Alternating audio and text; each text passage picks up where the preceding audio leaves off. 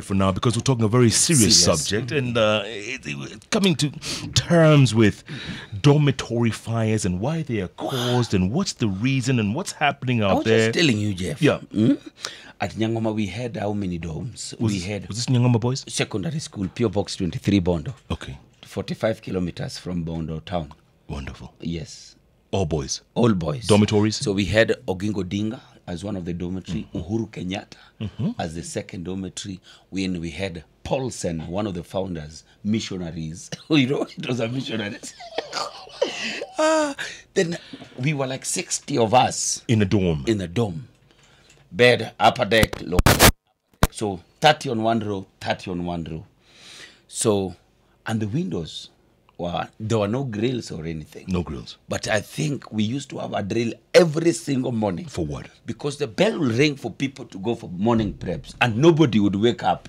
You understand? Yeah. So the teacher on duty will always walk in and everyone would escape from every single window, every single corner. So there was always a drill every day. So whether you liked it or not. You had to be ready to prepare on how to run every single day. Yeah. You understand? Yeah. But thinking about it now, where girls, there's a lot of caution around girls.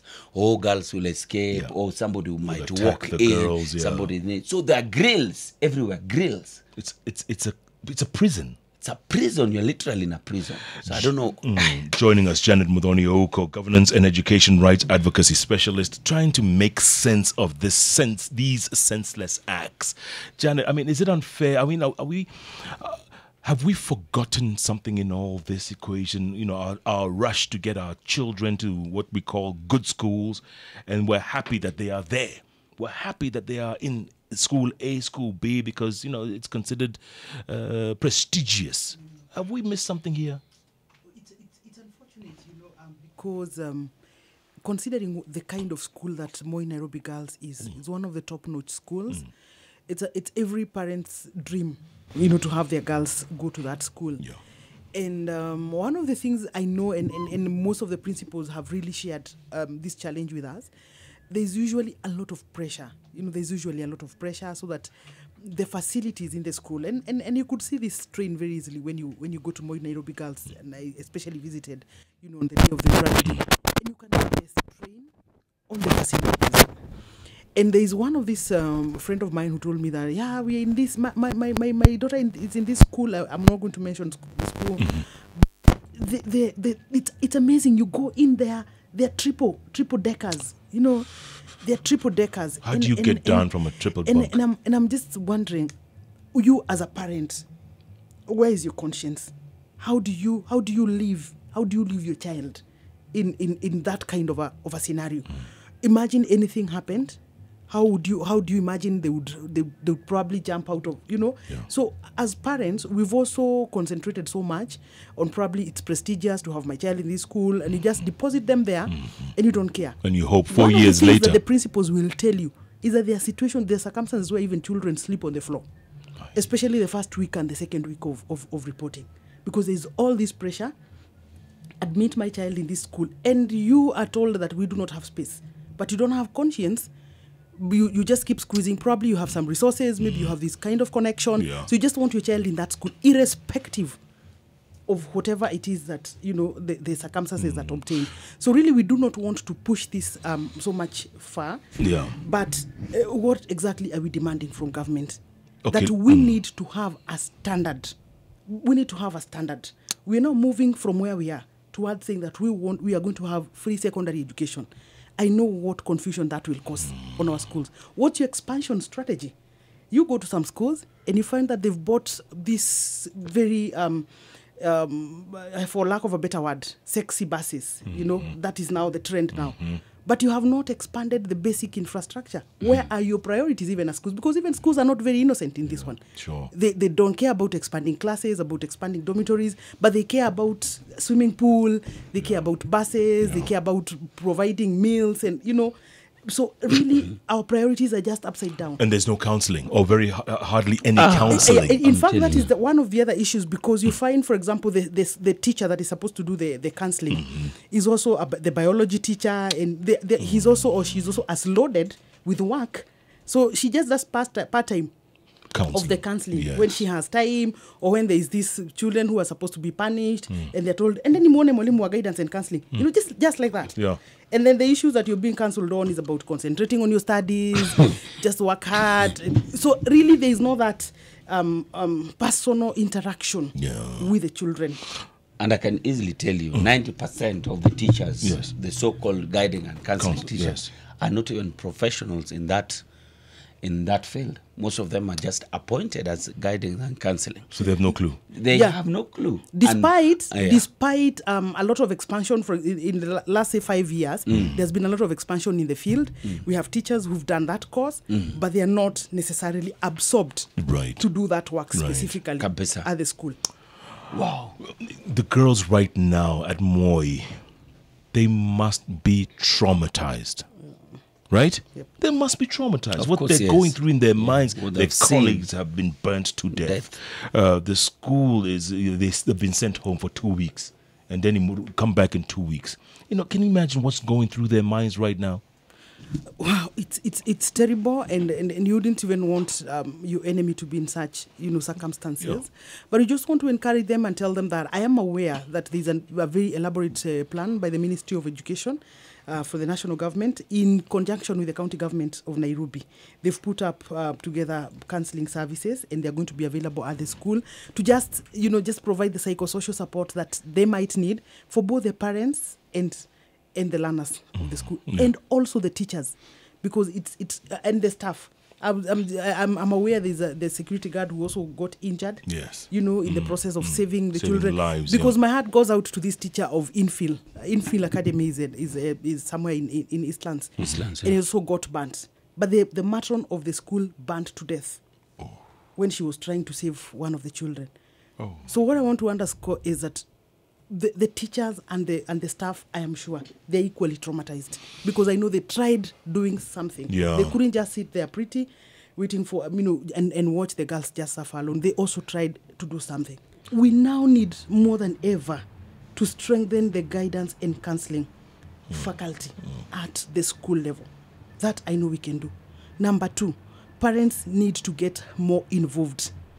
For example, we have now boards of management that are the ones managing the school. Honestly, now you try and ask the CS, the CS for education any question, and he points you at yourselves, because the parents are the ones managing the school, because there is the structure of the board of management of the school. Takes us to the question, what do they know? I mean, who are these people? The board of management of the school. What do they know about the safety and security? What exactly are they supervising at the school? Do they know some of these policies of the Ministry of Education? For example, have they ever cared to do an audit of their own school and see how do we meet the safety and security guidelines, you know, of our school? Going the extra mile. There are so many people willing to help. It doesn't have to be the Ministry of Education. As a school, there are so many people, experts, even within the parents themselves. There are experts that could, for example, conduct the drills. There are parents that could help you, you know, safeguard your school. Yeah. Just say that, no, let's open up this door. Let's do this. You know, if a whole school can come together and buy a 7 million worth of bus, how then are you telling me that you don't have 2 million to ensure that you have secured There your you go. facility? Priorities are mixed up. You know? Yeah. The priorities are mixed up. Terribly Nowadays, mixed it is up. what bus did you Terribly. come with?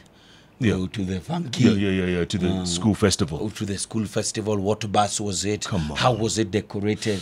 Was it a swanky one? Yes. Yeah, I think it Yes. is urgent. It is urgent now, and of course we are going to be pushing this, that the Ministry of Education just does an audit. And even county governments can even do audits, Yeah. because this one, I can tell you, this is a strain on the county government of Nairobi, because there's a dormitory that needs to be constructed. That's right. Sometimes the national government is not coming up very quickly, so you'll find the county government doing it. So why can't we have an audit? Where are we exactly? You know, the Yeah. other time we just converted so many day schools, day secondary schools now, to boarding schools. And the only thing that it needs is a bed. That's what people think, that you only need beds. It is not only beds that you need. Do you even have a fire extinguisher? Is it working? You know, Where are your fire exits? where are they? Are they working or are they chained? You know? Yeah. So there's quite a lot. And then also this thing of expansion.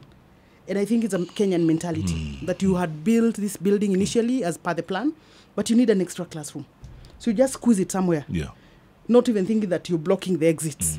Yeah, you just fix it. And even in many companies, you'll find that we're just putting in buildings, you block the windows, you block everything else, as long as you have extra space. Accidents waiting to happen. Janet, if there are kids who are going to sit for the KCSE in the coming weeks at Moi Girls right now, who obviously witnessed or were part of this horrific incident, what do you tell them? I'll just tell them that we really are with them in every way that we can. And accidents do happen, really. It was not their fault. There isn't much they would have done. They just found themselves in some particular circumstances. But let them know that how they will, because they have their future to live. Let them not be distracted from that, because I know they are brilliant boys and girls. They spent 4 years preparing. So I'm happy at least they've only been able to break for a week. The Ministry of Education is prepared for them and is ready for them. The CS gave a personal commitment that he will actually take charge to ensure that all of them are well taken care of. So let them not worry. Let them come back to the school. They will find people waiting for them. There will be counseling services. There will be everything, every kind of support that they need. Just to make sure that they are not disrupted in ensuring that they get their grades as good as they worked hard for them. Yeah. And as an expert in education, if there's some kid out there who's going through hell, for lack of a better word, who's going through so much trauma, whether it's at home, whether it's colleagues, peer pressure, all that. This one, I would even want to give them my phone number. Would you? Do you mind? I would. Okay. I would. Carry on. 722 69 73 32. Okay, that Just number text again me. is 0722 69 73 32. 32. Yeah, just text me and then we can get through, for all the concerns, because really I know some of the parents of the school have also been able to talk to me, and there's so much as a society that we can do, that there's so much that we can do together. Yeah, these children, I'm telling you, belong to all of us, because it's just by fate that my child was not there. There you go. They could have been there as go. well. Absolutely. Yeah. Janet Muthoni Oko, Governance and Education Rights Advocacy Specialist, thank you so much for your time. It's a tough time we're living in, and these parents, you cannot imagine what they're going through right now. And, kids out there, it's never that serious, by the way, yeah? It's never. Right? It's never. It's not life and death. No. It's not. No. And at 15, I mean, goodness, 15, your you whole haven't life started is ahead of you. I'm telling you. And good things. I mean, how do you just die and live this life, How do you? How? Just how do you? How do you die and just leave Getheri man there just doing his thing? For what? You can't die. It's never that serious. Thanks Thank you so so much, much, Janet. Janet. Great job. so welcome. Wonderful. All the best. The Hot Breakfast with Jeff and Jalango.